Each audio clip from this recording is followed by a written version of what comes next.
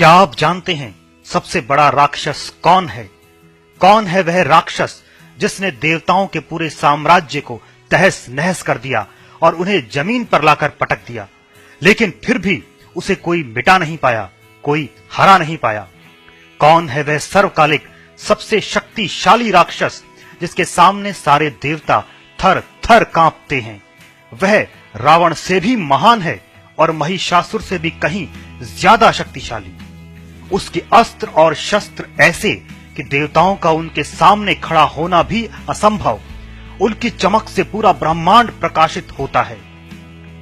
उसके सामने सारे अवतार, सारे देवता हार मान चुके हैं। उस राक्षस की शक्ति ऐसी कि उसे समाप्त करने के लिए कोई अवतार जन्म नहीं ले पाया। देवताओं के सारे प्रयत्न विफल रहे। उसने देवताओं के साम्राज्य को इस संसार से हमेशा हमेशा के लिए समाप्त कर दिया और देवताओं को साधारण मनुष्य बना डाला। क्या आप जानते हैं उस महान असुर को?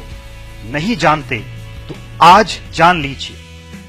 वह महान और सर्वशक्तिमान असुर कोई और नहीं बल्कि भीमराव रामजी अंबेडकर यानी बाबा साहेब हैं। महिलाओं, दलितों और समाज के कमजोर वर्ग के मसीहा और मनुवादियों के लिए सबसे बड़े राक्षस, ऐसे राक्षस जिन्होंने मनुवादियों के हजारों साल के साम्राज्य को नष्ट किया और जिसे हराने के लिए कोई भी देवता या अवतार इस धरती पर जन्म नहीं ले पाया।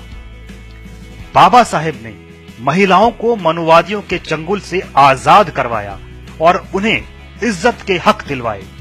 बाबा साहेब ने शूद्रों को देवताओं के बराबर हक दिलवाए और उन्हें एहसास करवाया कि वे भी इंसान हैं।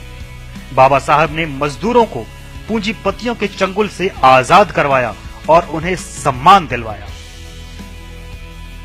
बाबा साहेब ने अपने शस्त्र संविधान से सारे देवताओं को नष्ट कर दिया और उन्हें सामान्य मनुष्य बना डाला। मनुवादी न तो बाबा साहब को महिषासुर बनाकर मिटा सके और ना ही रावण बनाकर दफन कर सके। जरा कल्पना कीजिए कि अगर बाबा साहेब का जन्म 1000-2000 साल पहले हुआ होता तो क्या होता?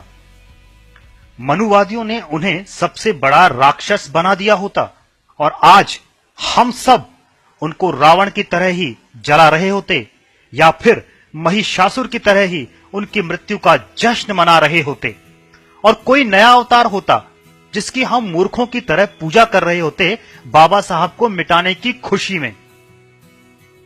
बाबा साहेब ही सबसे बड़े राक्षस हैं मनुवादियों के लिए। पहले जिन्होंने भी मनुवादियों के क्रूर और भेदभावपूर्ण शासन का विरोध किया और आवाज उठाई, उसे मनुवादियों ने राक्षस घोषित करके समाप्त कर दिया और लोगों के दिलों में उसके प्रति नफरत भर दी। रावण को बुराई का प्रतीक बनाकर मिटा दिया गया और महिषासुर को शैतान बनाकर समाप्त कर दिया गया। मन में तो आज भी वे लोग बाबा साहेब को अपना सबसे बड़ा दुश्मन ही मानते हैं और जब तक अपना आक्रोश निकालते रहते हैं। कभी समानता के महान शस्त्र आरक्षण के खिलाफ आवाज बुलंद करके, कभी बाबा साहेब को गालियां देकर, तो कभी उनकी मूर्ति को तोड़कर अपनी भड़ास निकालते हैं। लेकिन अब जितना वे बाबा साहब पर हमला करने की कोशिश करते हैं उतनी ही ज्यादा बाबा साहेब की शक्ति बढ़ती जाती है। बाबा साहेब के लिए दबे कुचले लोगों में प्यार और सम्मान बढ़ता जाता है। अब मनुवादी बाबा साहेब को राक्षस घोषित करके मिटा नहीं सकते, चाहे वे कितनी ही कोशिश करें और चाहे बाबा साहेब से कितनी ही नफरत करें। बाबा साहब ने मनुवादियों के हजारों साल पुराने साम्राज्य को हमेशा हमेशा के लिए तहस नहस कर दिया है और उनके संविधान ने पूरे भारत देश पर कब्जा कर लिया और यहाँ समानता का शासन स्थापित किया जिससे कोई हिला नहीं पाया और ना ही हिला पाएगा। देवता आते रहे, जाते रहे, आते रहेंगे, लेकिन उस महान असुर का स्थापित किया गया शासन कोई भी डिगा नहीं पाएगा। बाबा साहेब अब साधारण लोगों के लिए राक्षस नहीं, भगवान हैं। महिलाओं, दलितों, मजदूर और समाज के कमजोर वर्ग के एकमात्र भगवान और सभी मनुवादियों के सबसे बड़े असुर ए पराजय बाबा साहेब को प्रणाम।